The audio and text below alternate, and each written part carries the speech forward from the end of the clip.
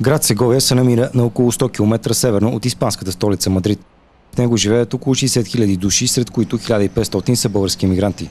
Този град е интересен от туристическа гледна точка поради своите архитектурни забележителности, които събират хора от близко и далеч.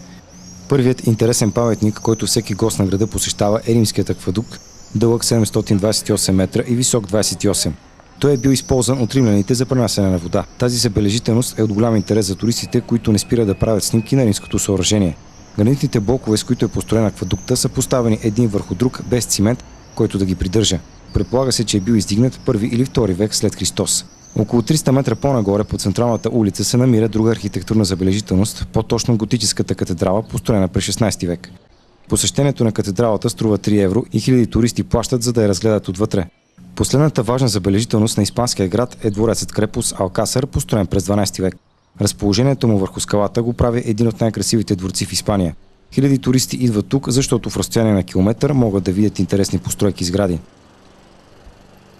Хареса ми градът, защото е много красив. Радвам се, че дойдохме тук, за да видим местните забележителности. Според мен най-интересният паметник това е Римската стена. Градът е много красив за разходка, много съм очарован от всичко. Надявам се скоро отново да имам възможност и пак да разгледам местните забележителности. Решихме да дойдем в този град, без да сме се интересували подробно. Прочетохме в интернет, че е интересно място и сами разбрахме, че е така. Много се радвам, че сме тук.